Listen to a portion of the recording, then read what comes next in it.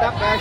Guys, Pertamina kebakaran coy. Akhirnya meledak juga guys. Oh, gede lagi loh. Nyamber.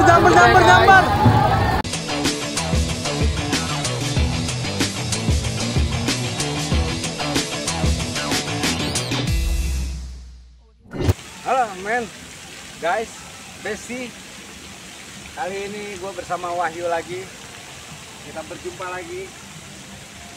Kita saat ini bicara tentang tragedi. Bangsa ini memang tidak habis-habisnya dengan tragedi. Satu, karena memang posisi soal berkaitan dengan Ring of Fire, bencana alam, bahkan soal keteledoran, human error.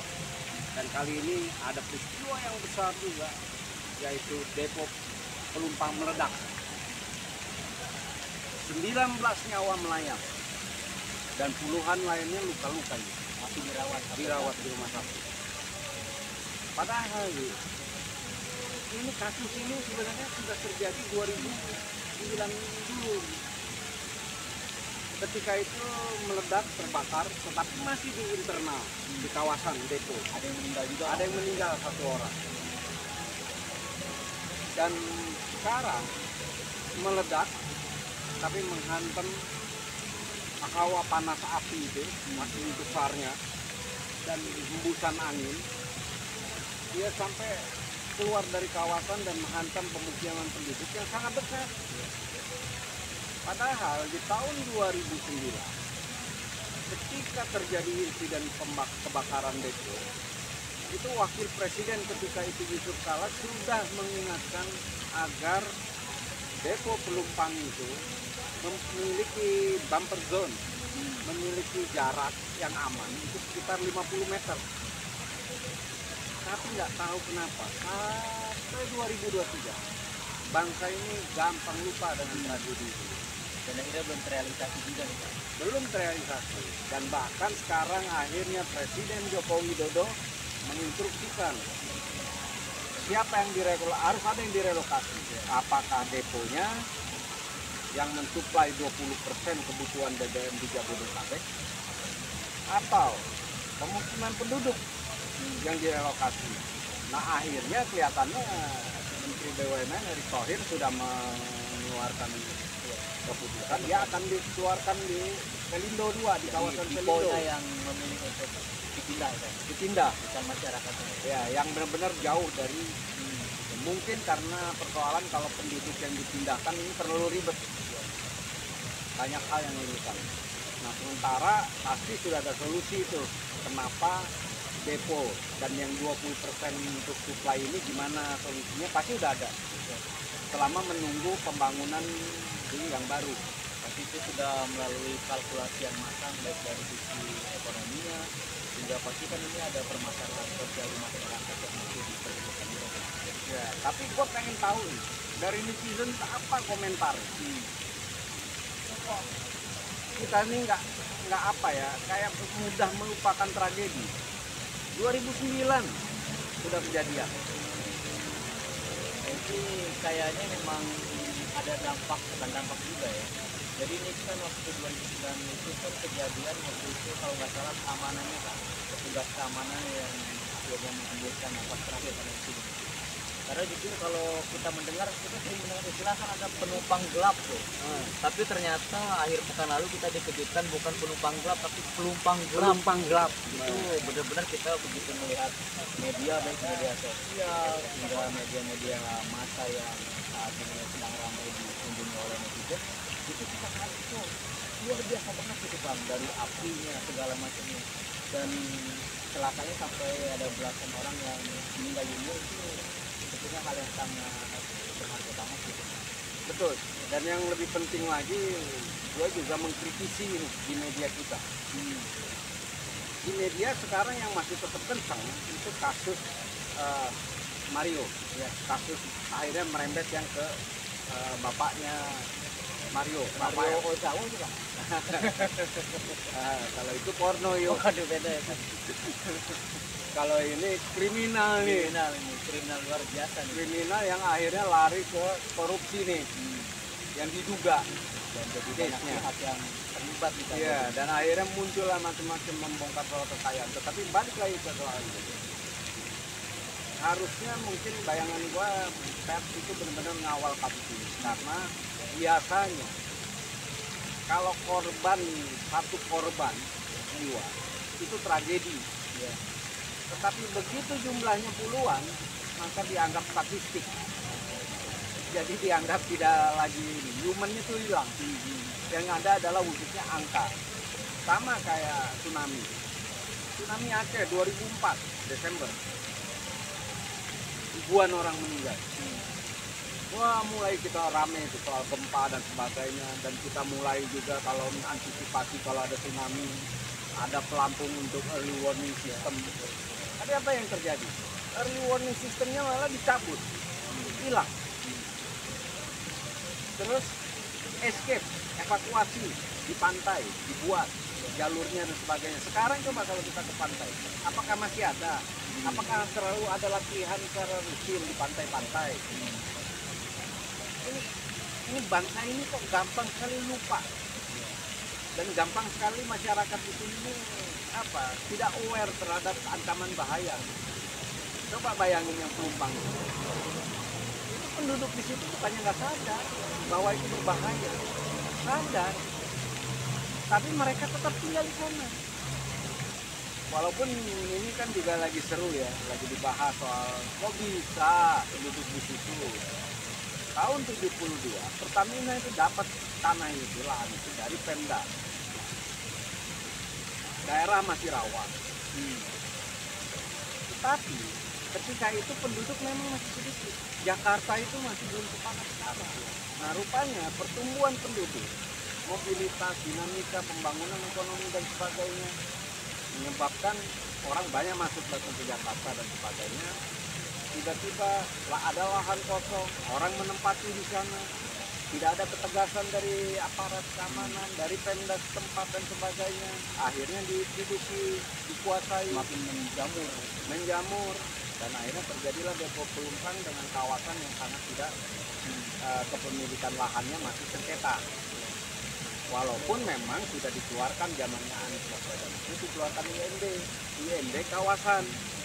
Tapi itu lebih kepada aspek-aspek kayak dia bisa dapat jaminan air bersih, Betul. mungkin listrik dan sebagainya. Betul, artinya adalah ketika itu munculnya itu adalah supaya orang itu, penduduk yang ada di Jakarta itu bisa tetap mendapatkan kesejahteraan, tetapi bukan legalitasnya, tapi hanya IND kawasan itu ketika itu.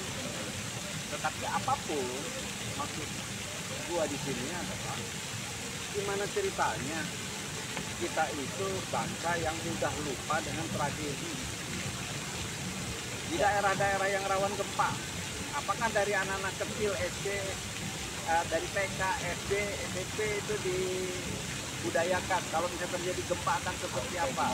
Ya, di pesisir pantai yang rawan dengan tsunami, apakah jalur evakuasinya ini tetap dirawat, di-maintain, dan selalu dilakukan secara reguler itu latihan.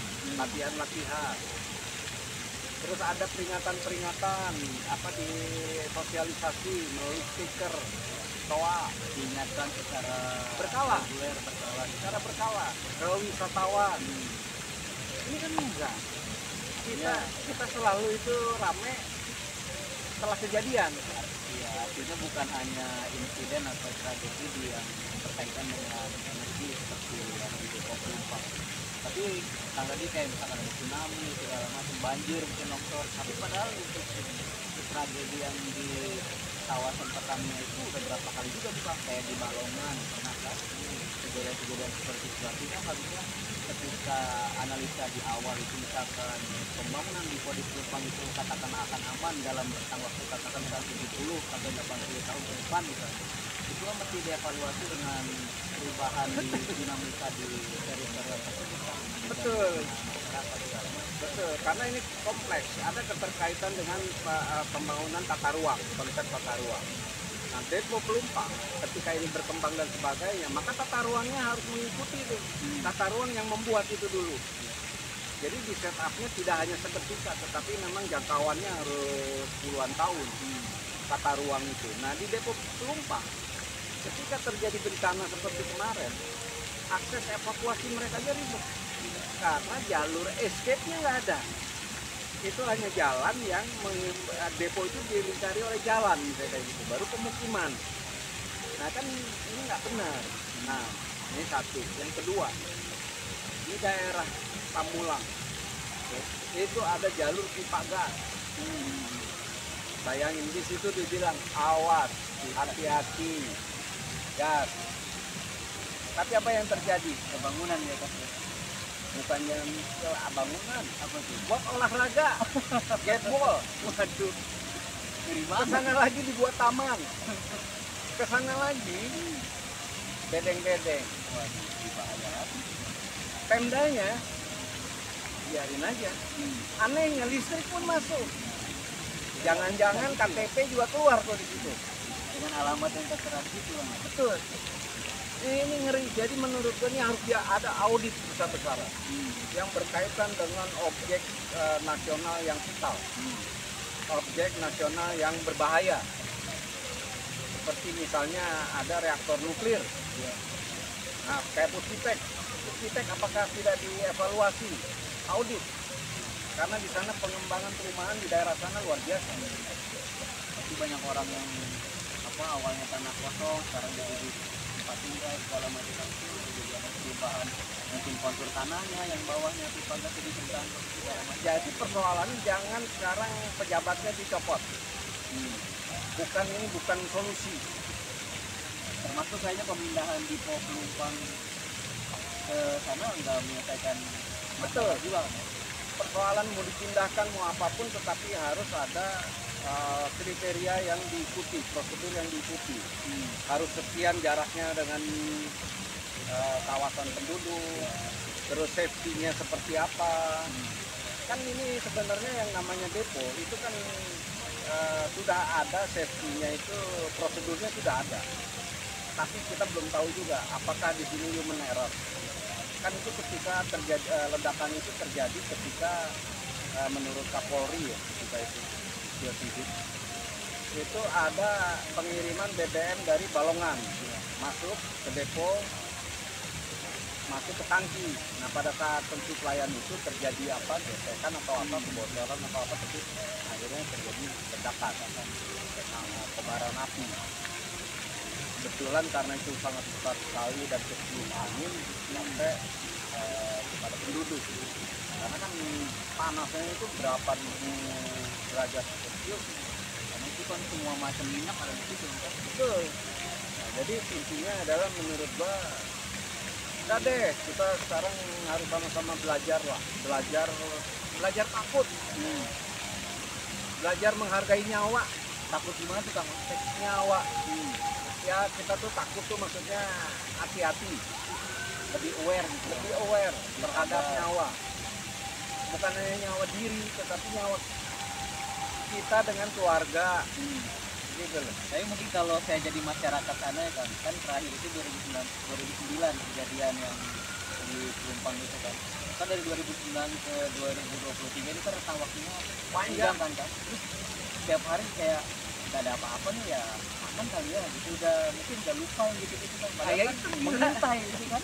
gila. Hanya untuk survive hidup di Jakarta, mereka itu mau menempuh risiko yang luar biasa. Walaupun anehnya lagi, sebenarnya Komisi 7 DPR ini sudah mengingatkan, tapi ya itu, media kita juga kurang kritis, kurang mengawal, tidak menjadi watchdog yang sesungguhnya. Hanya berita itu lagi rame, naik, setelah itu ya dilupakan. Tidak dikawal terus sampai akhir ini seperti apa. Harusnya mungkin media juga ini memainkan peranan yang penting, atau sosmed, dan semuanya lah, semua pihak kayaknya kita memang harus lebih aware. Nah termasuk milenial juga nih Kang, kalau kita dulu mungkin dengar kata-kata ledakan itu kan satu yang bombastis, mengerikan gitu kan. Sekarang sama anak muda itu dikasih bercandaan Kang, kayak meledak gitu-gitu. Padahal itu bahaya banget Kang kalau Sama ini, lu kejadian di tengah kota ketika serangan teroris di depan Sarinah.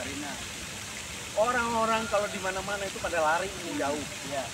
Ini Di justru sini mendekat ya. mendekat, pengen tahu apaan sih. Kadang sampai ngeluarin handphone itu untuk diabadikan tuh kayak gitu. Iya, semua ingin jadi wartawan. Gue pikir ini gila nih, orang-orang Indonesia ini gila nih. Di situ ada bahaya, mereka malah seneng gitu ke Dan situ. terus diingatin buat pemirsa bukan di seluruh wilayah Indonesia bukan di wilayah gitu. Iya, tapi gue juga pengen tahu komentar kalian apa guys. Langsung. Iya. Klik di kolom komen aja. Jadi ini sesuai dengan moto gue ini, moto kita nih. Saya bangga, saya resah, saya Indonesia. Kalian